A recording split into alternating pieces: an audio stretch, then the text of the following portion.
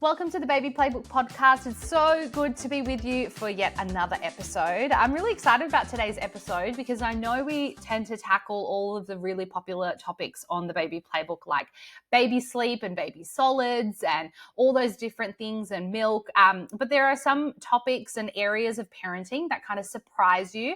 And when you're in the thick of parenting, there's so many different aspects of it that you need to kind of learn from scratch. You need to get advice on, you need to get recommendations on. So I love to kind of get into the nitty gritty of all different topics. And today is one of those days. I'm speaking to the powerhouse that is behind the Maggie app. This is really cool. Maggie is, if you haven't come across it yet, it's been created by two mums and their ex-colleagues who bonded over tech and the realities of early parenthood.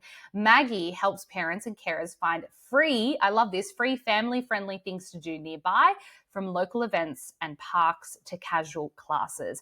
And in this day and age of inflation and cost of living and just the expenses that come with having a baby or a toddler or even a young child, anything free, anything community, anything that is super easy to pop into that won't break the bank is a big yes from me. So today I'm speaking to one of the creators of the app. Thank you so much for your time today. Thanks for having us. Firstly, I wanted to talk to you first about your own experience of finding what to do with your baby. Maggie is the name of your now 4-year-old. So I'm sure she was a big inspiration here. But tell me what it was like for you, especially in those, in that first 6 months, 12 months when, you've kind of just entered the parenting space. So your social life changes a lot to what you used to be doing, out and about with your friends, and now you've got a baby and you're like, wait, what do I do with the baby? It's a confusing time. So how was your experience? Yeah, I guess my old life was very busy. As I mentioned before, we Liv and I met in a tech startup, so it was a real, hustle kind of culture. Very busy social life, as you mentioned. And then I just found I was stuck at home with this little baby. And of course, it's amazing, but it's just such a shift from your life previously.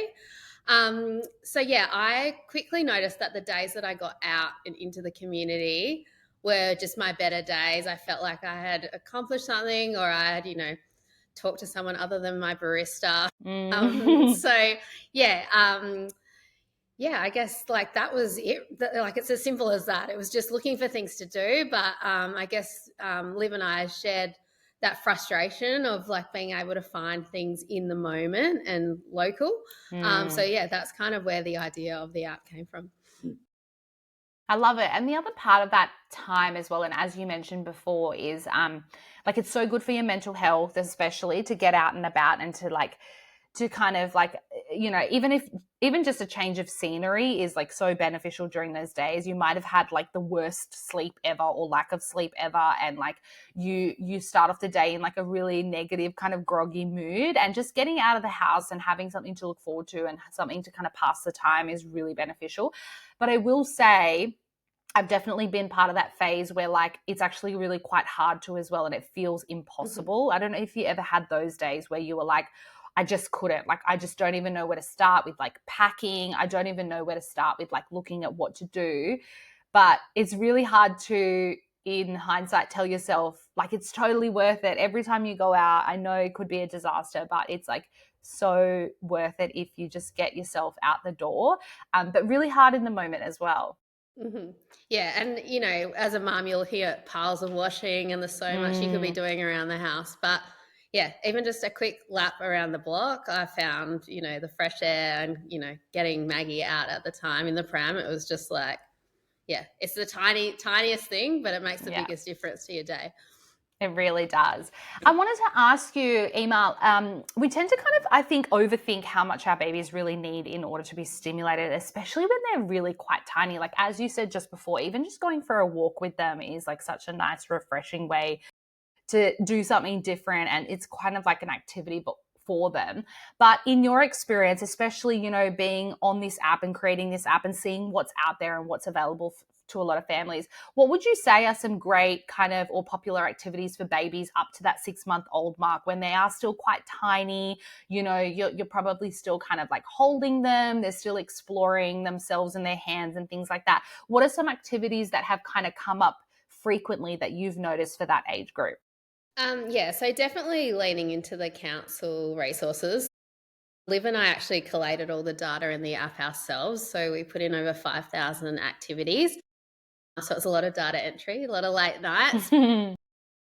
Yeah, for that age group, it's mainly, at the library, those baby time, rhyme time.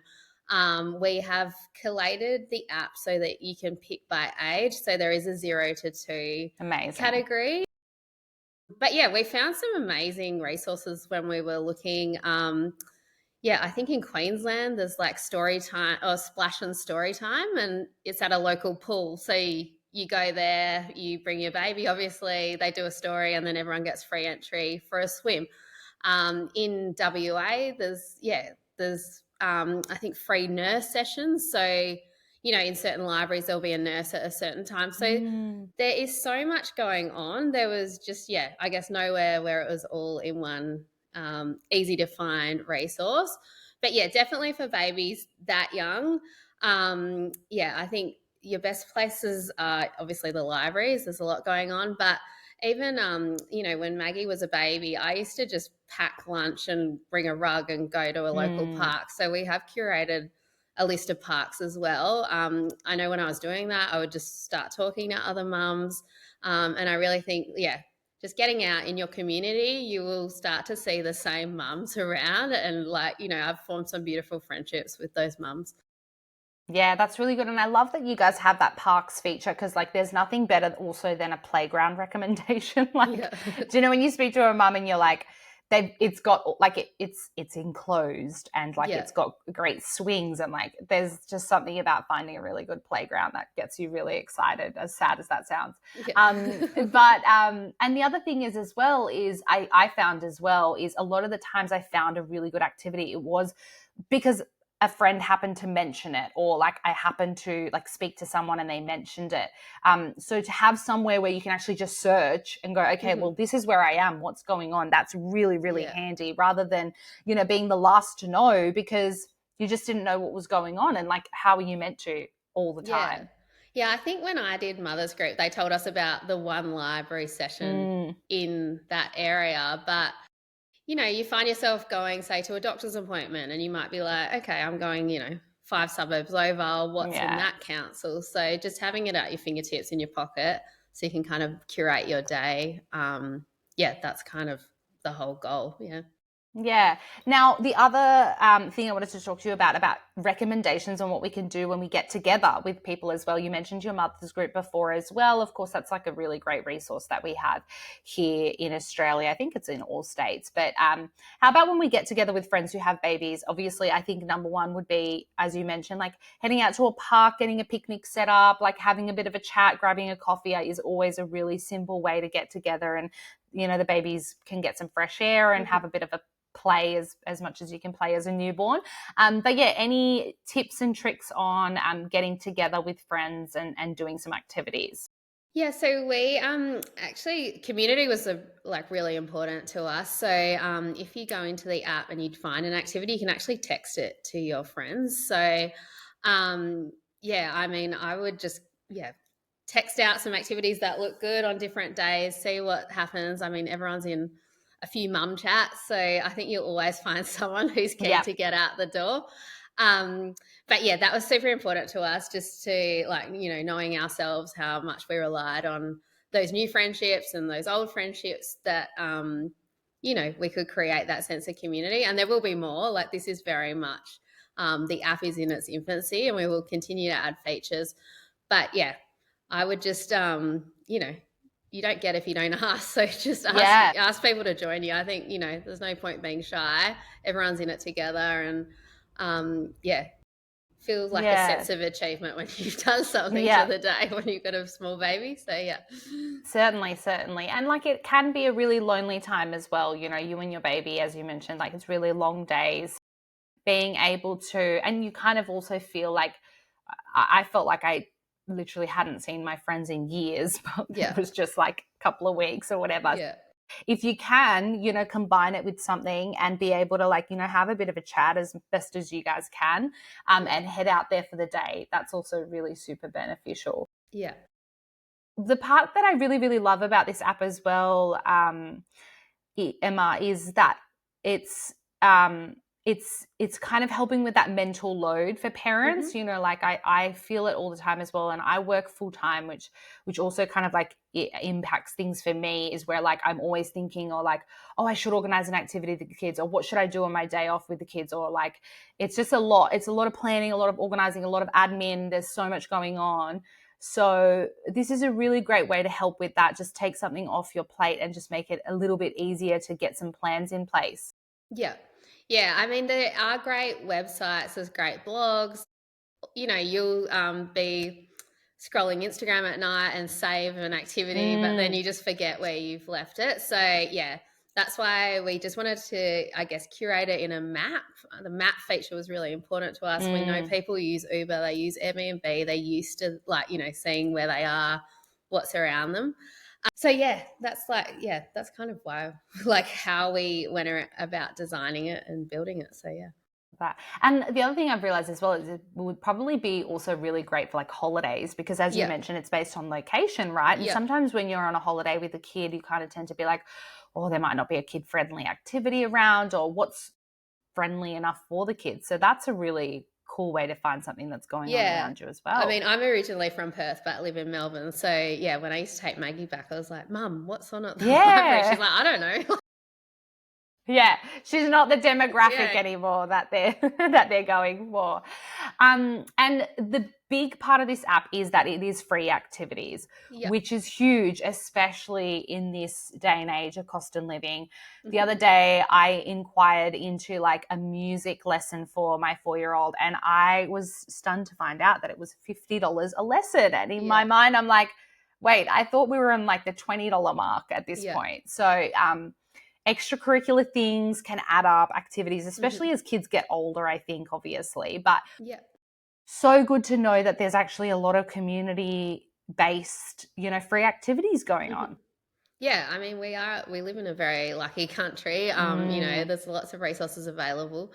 And yeah, we will always maintain this free part of the app. We want it to be super accessible, like anyone can use it. But yeah, that is something we are exploring, is how we can add, more events and paid activities. Because the other thing is people don't want to lock in for a full term. You might have a 3-year-old, and then you might have a 6-month-old, and you don't know when their nap schedule is going to change or whatever. So yeah, we that is kind of the next thing we're looking, I guess, to build on. Yeah, such a great idea. And awesome to know that there is like quite a bit going on in all different like areas of the country. Tell me, what does life look like for you for now, a 4-year-old? What are the things that you guys kind of tend to get up to during the week? Are you still in like a lot of those library classes, or is it looking a little bit more? It's probably more park and playground.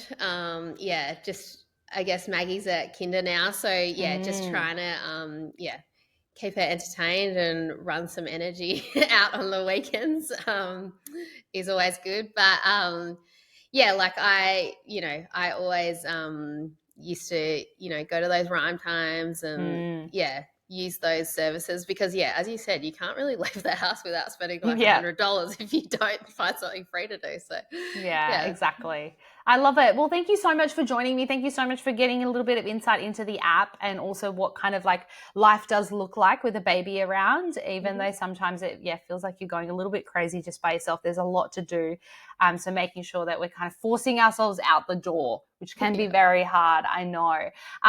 If you guys would like to download the app, of course, it's Maggie is the app, and it's available, am I correct to say, on Apple at the moment, hopefully coming for Android. So you can join the Android waitlist on our website. Amazing. It's just a simple form, and we'll email you once that's live. But yeah.